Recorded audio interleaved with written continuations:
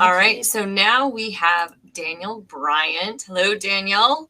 Hello. So Hello, Daniel, hello. Sorry, you come go from for us, it.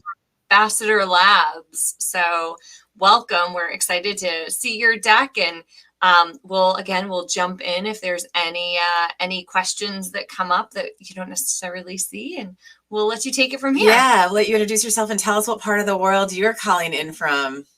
Perfect. Thank you very much, everyone. I've got some slides actually that does introduce myself. And apologies, I'm looking like to the right here because my monitor with that is displayed, and then my main screen is Not dead a ahead. problem So at can all. We're everyone? all used to the Zoom, how Yeah, it works. it's a nightmare, right? All good. All right, take it away. Great stuff. Is my presentation being displayed? I've got the screen shared. Oh, let me get it on. I'll add it in. There you Magic. go. You're in. Looks good. Thank you, everyone. Let's press ahead. So welcome to Debugging Microservices Remotely in Kubernetes with Telepresence, CNCF tool we'll talk about today. Let me just quickly, oops, I'll leave that actually. I was going to do the stop sharing thing, but it's going to be too tricky. There we go. You'll know. Sorry, everyone. The joys of presenting remotely. We're good. Are we still showing my slides? Oh, so did I click the wrong button? Sorry, everyone. Oh, It's rookie okay. mistakes We're today. used to all this happening too. But in the meantime, Yeah, my bad. tell us Completely. where I'm you're not used to joining. streaming. Where are you joining us from today? From the UK, just outside of London, a place called Guildford. So hence the slight delay on the. Mm-hmm. Cool. Yeah. All right. Cool. Sorry about that, everyone. We're good now. We're back. I meant to click the hide button, not the stop sharing. That was a rookie mistake on my part. We are good. So I always like to do TLDRs to set up kind of the talk I'm doing. And today we're going to be focusing on the inner dev loop, which can be painful, particularly as you bring in more services into your stack. We all love some microservices, right? And particularly as you bring in containers and Kubernetes too. Telepresence proxies your local machine. I'll do some demos, hopefully. Proxies your local machine into the cluster. So it's like my laptop is in the cluster and I can call into dependencies and get super fast feedback and even test my services as a user would test them, which is what I'll show you as well, which is pretty cool. I've called this remocal, and I think I stole this from the InfluxDB folks. They were talking about remote to local development they were doing with Telepresence, and I love the name, right? So Telepresence enables remote to local, remocal development, and we'll break that down and explore what that means in just a moment as well. It does support several workflows. I've seen Telepresence used in amazing ways, sometimes some crazy ways, some horrifying ways, right? But it's an open source tool. That's the beauty of it. I get to, chat to the folks in the community and see how they're using Telepresence. There's a Docker desktop extension. There's a GitHub Actions runner as well. You can use Telepresence only limited by your imagination, basically. And I'd love to hear what that imagination is. I'd love to hear the use cases about how Telepresence is used. It is a CNCF project, as all the great open source work we're talking about today at KubeCrash. Get involved, right? You don't have to get involved with Telepresence. Get involved with all the other great initiatives going on. But the community, around KubeCrash, Kubernetes, CNCF is genuinely fantastic. I've been in this industry for quite a few years, and it's a really awesome community around there. But it's only successful because folks like yourself get involved. So if you like what you see today, get involved with Telepresence, but just pick a project. Don't have to code necessarily. Get involved with some docs, but just get involved. This is me. This is my introduction slide now. Right? Daniel Bryant UK on most of the interwebs. The UK gives it away. So thanks to the hosts for mentioning that. Based outside of London. I travel. I'm very lucky. Head of DevRel at Ambassador Labs. Amazing team supporting me. And I get to travel around the world and present at KubeCons and so forth. I love learning. I love sharing knowledge. So reach out to me on Twitter at Daniel Bryant UK. DMs are open. Currently writing published one book, writing another book. So mastering API architecture, going to be out just in time for Christmas, a perfect present for the loved ones, I like to think, right? And do give us feedback on those books and those blogs we're constantly pushing out as well.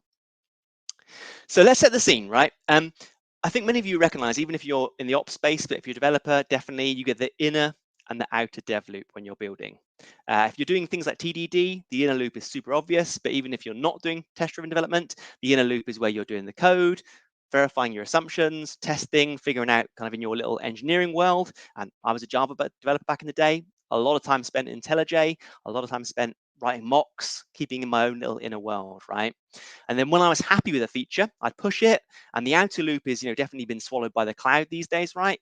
GitHub Actions, GitLab, all these amazing products out there now that support the integration testing, the deployment, the releasing, all that good stuff as well. You want the inner loop to be super fast, and you want to get fast feedback against your dependencies you're building against. The outer loop, we want it to be probably like more accurate than sort of optimizing for speed. So the outer loop is all about verifying code reviews, security checks, all that good kind of shift left stuff, right? I know it's a bit of a buzzword, but the outer loop can be a bit slower because we're going to do all these verifications there, but the inner loop has got to be super tight, as for me as a developer. Now, you want to move from inner to outer. The challenge with things like microservices, service-oriented architectures, SOA, is there's just more stuff, right? More dependencies I found as I moved, into my Java monoliths into sort of Spring-based Java microservices back in, well, a few years ago now. There's just more things in the mix, right? And not only is there more things, there's more obviously inner and outer dev loops, and there's dependencies between them. I need to spin up one service to test against, to test the API, prove out my assumptions, build my mental model of the service I'm consuming, right? Because I can read the docs, sure, we all have a good docs page, but it's out of date the minute you publish it, right? That's the constant challenge. So you want to be testing your assumptions, and that inner dev loop.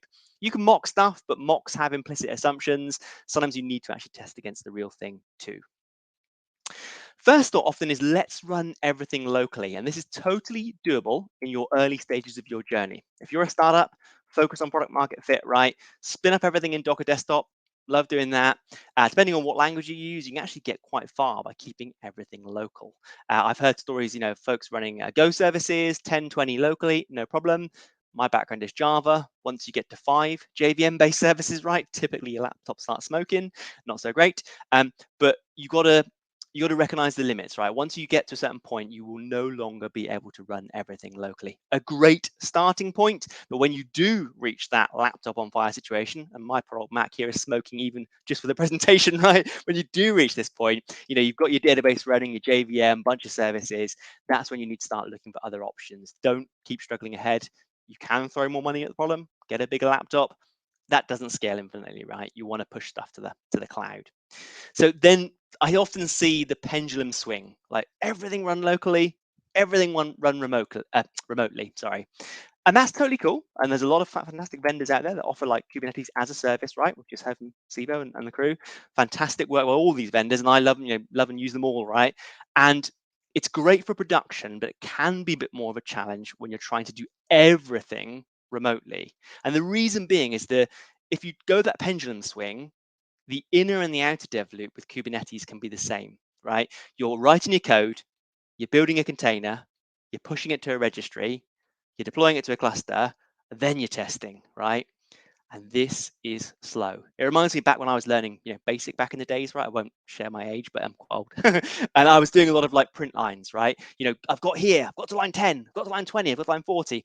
And I even did that in my Java days, but it was super painful. You put your system.out.println line, you recompile, you run, got to there, Of course, as I got more experience and my mentors gave me advice, I learned to do TDD, I learned to use test runners and all this good stuff as well. But again, I bumped into this problem, this fast feedback problem, with only using remote, shipping everything to remote to test it. Yeah. And how do you get how do you verify the services you're working against? You've got to kind of like SSH into the boxes, or you've got to like kubectl some way connect up. It's genuinely quite tricky when that inner and outer dev loop becomes the same. Automation can help. There is a bunch of useful frameworks out there, some open source, some commercial. I put there. We're obviously going to be talking about Telepresence today, but I always like to give you the lie of the land, right? I love Skaffold. Been using Skaffold a bunch. Open source tool, I think Apache 2 from Google folks. Does syncing, particularly in the Java world. It does some quite interesting syncing of files from your local machine to a remote Kubernetes cluster.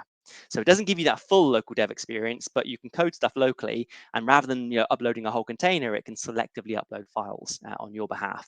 And and a lot of these tools really automate the Docker build, the Docker push, or they automate some kind of file syncing behind the scenes. Great options, very file system focused. Now, the tool we're going to be looking at, Telepresence, is more networking focused. It puts your laptop in the cluster. These tools are more focused on either moving you into the cluster or synchronizing your files from your local machine to remote Kubernetes. Both great options. Figure out what you want as an engineer, right? What you're optimizing for, choose your tools accordingly. Sometimes you do really want that fast in a dev loop. This is what led me into discovering Telepresence like 5 years ago before I joined Ambassador Labs.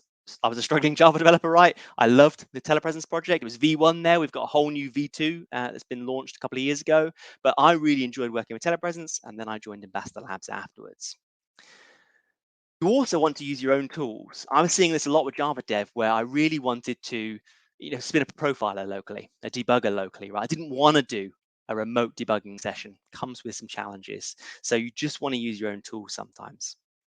And finally, you've got to put this meme in. It's like mandatory, right? With Kubernetes, like debugging, you want to avoid that works on my machine. What you're spinning up locally compared to how it's going to be run in production can make a massive difference on the results sometime. So you do want to be interacting with a more realistic environment. But again, you want to avoid that whole like build stuff locally, ship it up, super slow feedback loop going on there. Enter Telepresence. I mentioned it a few times already, but this has been working on this tool for many years now. I would say I don't do the hard coding, like the Ambassador Labs team and the community as well do amazing work. Like the engineers at Ambassador Labs are super smart. They really know their networking really well, their CLI tooling really well. I just talk about it, right? I'm sharing the love, sharing the excitement about it. But the community and the Ambassador Labs engineers do amazing work on Telepresence, and I'll talk about some of that later on. But open source tool, CNCF, get involved. It's just a great project, great ecosystem. What is Telepresence? Always like to put a few blurbs out there to help you build your mental model. Some folks call it a fancy Kubernetes VPN for development. I've heard folks say it's kubectl port forward on steroids. Kind of makes sense, right? When you see it. Kubectl proxy, but not just the API. Kubectl proxy, all the things. And it effectively is a network bridge between your laptop and the Kubernetes cluster, hence the VPN reference, right? It bridges your local machine to the remote cluster via the network. And I like to say it puts your laptop in the cluster. It's not directly your laptop as a node, because that comes with some baggage. Like it's basically joining the networks together. So yeah, super fast feedback loops, as we shall see in just a moment. Just to break it down, I'm going to use a Java setup here. I've got deployed in a GKE cluster running remotely. I've got an ingress setup. I'm using Ambassador Edge Stack based on Emissary Ingress, one of our open source CNCF projects as well from Ambassador Labs. I've got my ingress setup. I've got a very large Java service, which is a Spring Boot app.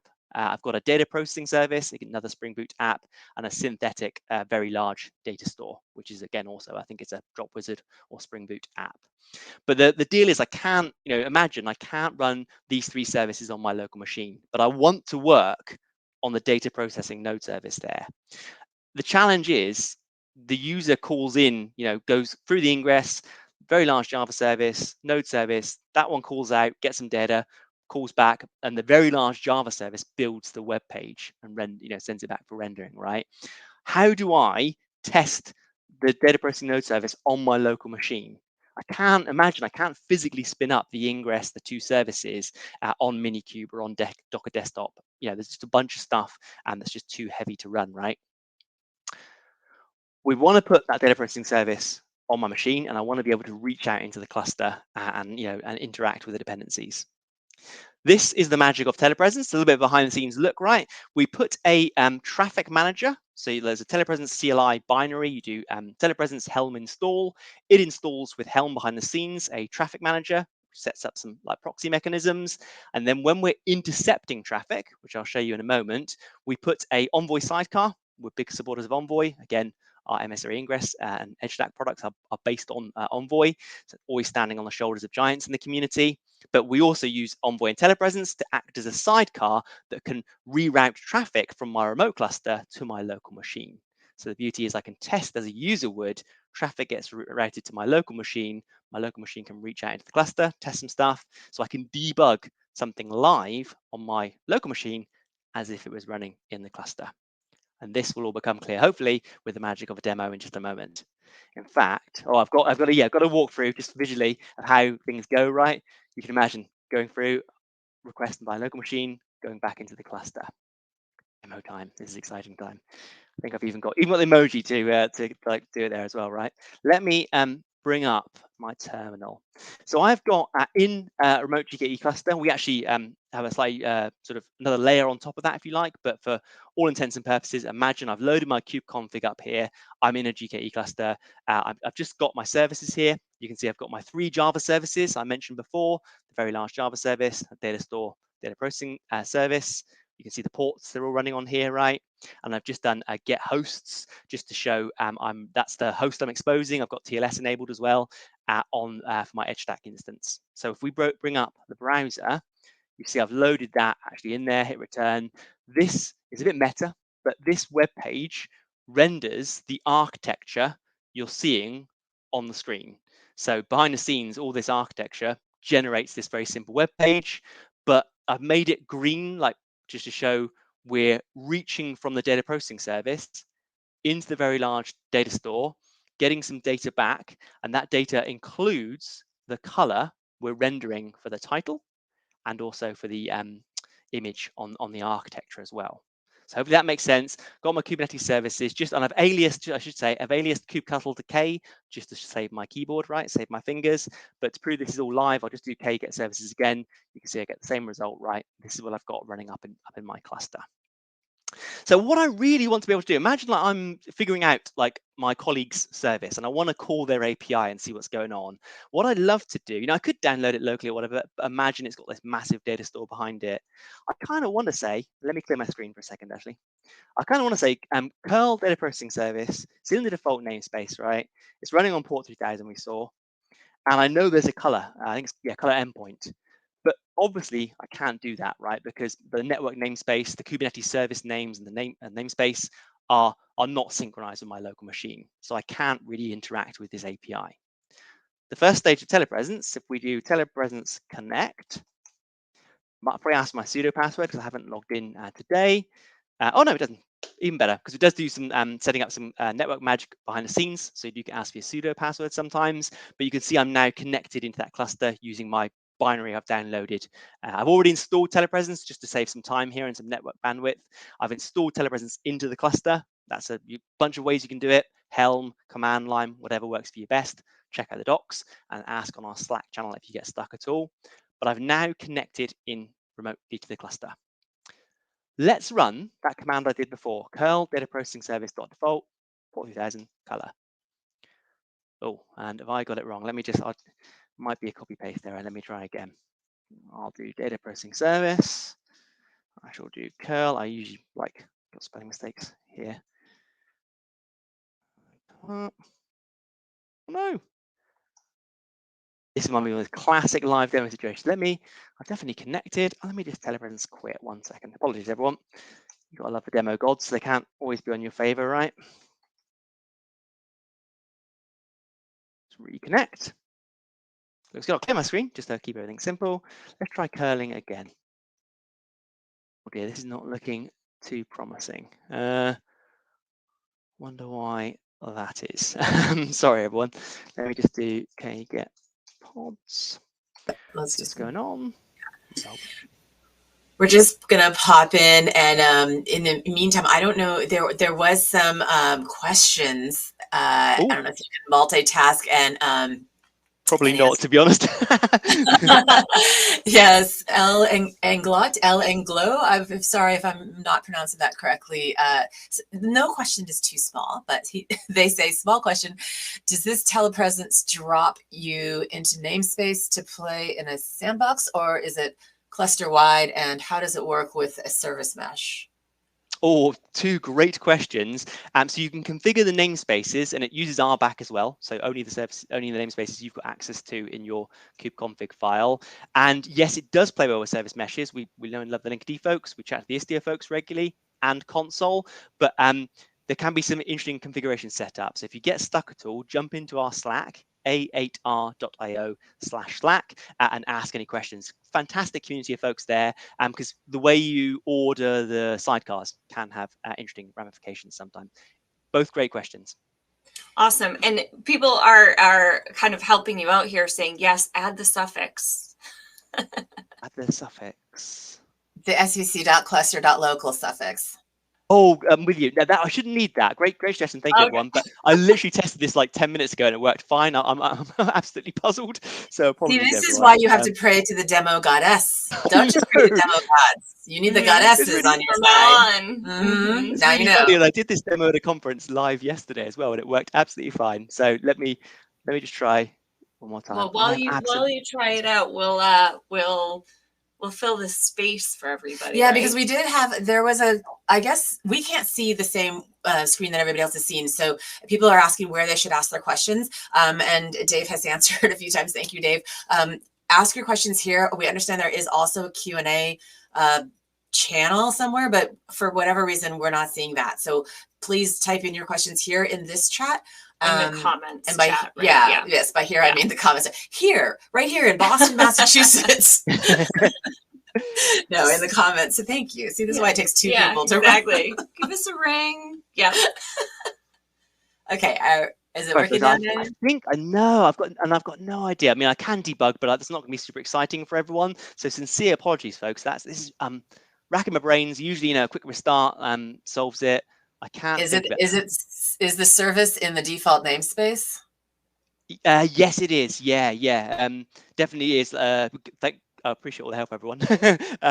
I'm sure like it might be. Let me just quickly look at my I notes love here. that But you're getting help from the comment section. I love Awesome. that. It's very Yeah. good. Thank We're you, everyone. here. We're Yeah. a community. We're going to support you through this. This is so great. Mhm. Yeah, I've even got actually a copy paste. I don't think I'm like. No, this is super. I tell you what, I've learned enough over the years of when the demo glods are not with you, move on. So apologies, everyone. There's a bunch of videos Oh, online that I can share with folks afterwards. you're And getting I a lot of can. help. If if Telepresence is a namespace, CRD needs. Oh wait, what? Yeah, no, I think I really appreciate it, but I think it's straight up as in I literally did the CMO demo yesterday and today. I've either done something really daft and I'm not going to fix it now, or it's just some random networking issue behind the scenes because I fortunately have been doing lots of demos and I do spin up various things. I tell you what, let's move on, everyone. And I've got a bunch of Okay. videos online. So thanks for your help, everyone. Danielle, Lisa, popping in there. Sometimes happens these things, and I've got a bunch of videos I can share with folks afterwards. I can even re-record some stuff. I'm gutted. I always love to do a live demo, but these things do happen sometimes. Let me press on with the slides and then I can even come back if we've got more time and try again at the end, but let's press on. Cool. So what you should have seen is Telepresence Connect. Once you connect, we can then curl into the into the service.namespace, right? Our network is shared between our local and our remote. Not only that, then we can start playing around with the API, but we can intercept traffic. So I could have done the intercept setup, and then I can route traffic from my local machine, from my remote machine into my local machine and back into the cluster. I could actually try that at the end because I didn't do the intercept there. But in general, if the connect doesn't work properly, the intercept probably wouldn't as well. But intercept is setting up from routing remote traffic to my local machine, can access the cluster and send stuff back and actually see in real time changes I'm making on my local machine interacting with the remote machines, which is super cool. There's the this is the intercept command. Just like it's a bit of a cheat sheet you can take away and play with later. We've got some in the community edition of the product of the tool, like based on open source. We've got what's called personal intercepts. You can use headers to selectively route traffic through. Something like Spring Cloud Sleuth, you can inject headers like OpenTelemetry style headers and selectively route through based on the Envoy proxy sidecar stuff going through to the main service, or you can route through stuff to your local machine, which gives that added protection of not everyone seeing stuff that's running on your local machine when, say, you're sharing a staging environment, that kind of thing. We've got a Docker desktop extension I mentioned. Love the Docker folks. Always super excited to see what they're doing with the marketplace. There's a bunch of interesting extensions in Docker desktop now, and Telepresence is one of them. So if you're not liking the CLI, and I'm not liking the CLI today, right after my experience with the demo gods. If you're not liking the CLI, use the Docker extension instead. It's much easier. You can play around with buttons and a nice UI, right? I love the UI these days as much as I love the CLI too. But you can do the same things in Docker desktop extension. We've also got a GitHub action. So instead of putting my local machine in the cluster, I can put a CI node effectively in the cluster. So imagine you can share a staging environment and then selectively route traffic to your CI runner effectively, right? So you can swap out a service under test, poke with some automated BDD style frameworks and verify the results going back. So really nice way of of sort of sharing out that staging environment, moving the concept of not just using the inner dev loop, telepresence on the inner dev loop, but using it on the outer dev loop too. And at this point, I'll rather than go through this, we got I think about 10 minutes time. Let me just go back and see if I can do the intercept in that. I'll try curl one more time. Couldn't do that. Let me just my cheat sheet see if I can set up the intercept with Telepresence, because that's kind of a cool demo as well. That one works. Oh, interesting. Right, interesting. So now I've done my intercept. So in theory, I can hit the remote endpoint and be routed to my local machine. So let's bring up IntelliJ, and I've got a local copy of the data processing service written in Java here running. Let me just remove that breakpoint from my demo yesterday and fire it up in debug mode. So I'm literally just running as a Spring Boot app, running in IntelliJ, just on my local machine, right, local process, and it's mapped into port 3000. So now, if I hit my endpoint again, so I've got my optimistic Newman endpoint, right, my domain name, and then we've got the green edgy core web app here. I hit return, fingers crossed, we do see blue, because my local copy of the service is configured to render in blue. Obviously, we're just using colors as a simple example, but you can imagine I can be changing functionality behind the scenes, changing the way I call out to an API, manipulate the data, and then return it back. And because I've got everything set in debug mode in IntelliJ, and I'm running quite a loose timeout on my ingress here on Edge Stack, if I set a breakpoint, right, go back to my web here, hit refresh, the breakpoint triggers on my local machine, right? So I've gone out to like GKE, wherever it is, it's come back to my local machine. I can see, I can do all my standard, I can inspect, I can watch. I've actually got the default color here, blue. If I change this to say orange, because I know there's an orange support behind the scene, set it, return it back through. Ta-da! Now we're orange, right? And if I hit that, we'll hit the breakpoint again. I can pass it back through. It'll remain as orange, and so.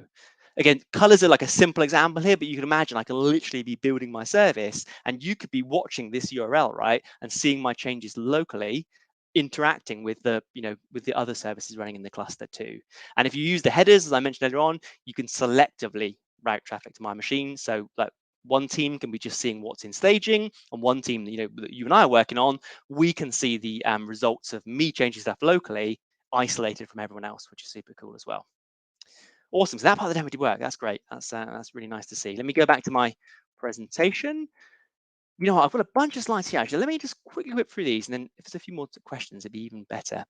But one thing I'd say, the benefits is you can use any tool locally. You saw me firing up IntelliJ. I can use a profiler. I can use debugger. I can call into my remote service, and it gets routed to my local machine, and I can interact with it as if it was running in the cluster, which is really cool, but with my local tools. I can connect to cloud-based resources. As long as they're network addressable, external name, external services, databases, I can connect into those and make queries and so forth as well, which is super useful. Same network namespace, I can curl and ping in theory, right? And trust me, it does work. I'm not sure why it doesn't today, but I can curl and ping, which I found all the time I'm using it just to explore APIs that are deployed in my cluster. And you get that very fast feedback loop. You saw me changing the colors, but imagine I'm actually changing the code. If I've got hot reload enabled in IntelliJ in Spring, I can go super fast with my inner dev loop. You obviously need a network connection. Good network connection doesn't work so much on the train for me. Like I've got spotty Wi-Fi on the train when I go up to London, but it reconnects. But you do need a good network connection because you are actually synchronizing with a remote cluster. You need kubectl access to the cluster. I'm sure a bunch of ops folks watching here are going, oh, how do I lock this down? Like if I haven't got, the relevant RBAC permissions, if I haven't got kubectl access, Telepresence won't let me access the cluster as well. That's by design. There's no like magic, like for hacking or breaking into a cluster. We respect the kubectl and the RBAC permissions.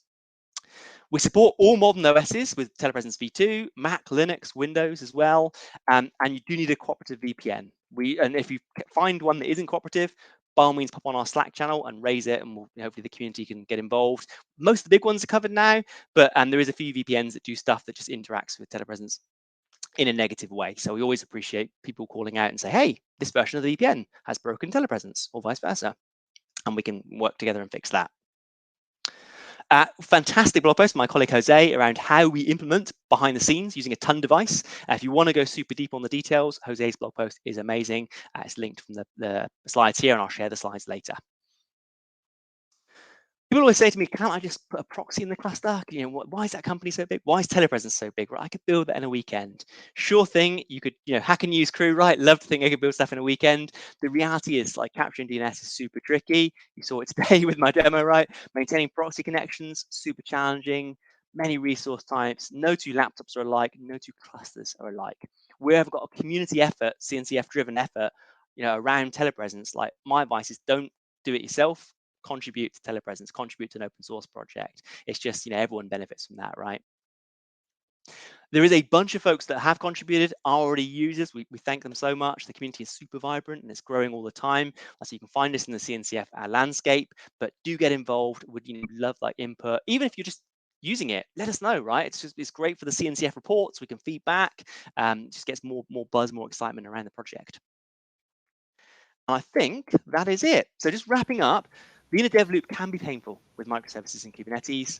Telepresence proxies your local machine into the cluster, getting that fast feedback loop, and it enables that remocal development. You saw me with IntelliJ, super fast feedback loops, really nice. It does support several workflows. We can go into that more in the Q&A or in the Slack channel as well. And finally, it is a CNCF project. Please do get involved. Thank you for your time, and I would love to take some questions. Yeah, it's funny. You're getting a lot of more suggestions and support, and also a lot of just, moral support for your demo. And people have said this exact thing has happened to them as well. And you have a request to if you are going to troubleshoot it, like right after this talk, people do want to know what happened and what. Oh, okay, that's cool. That's cool. So come back in the chat and put the however you solve the problem. Daniel, I loved your slides. Your slides, they were keeping me entertained. They were excellent slides. I love your Hacker News slide. There's no shortage of opinions on Hacker News, and everybody thinks something better and that they can do it themselves. That was a great call out.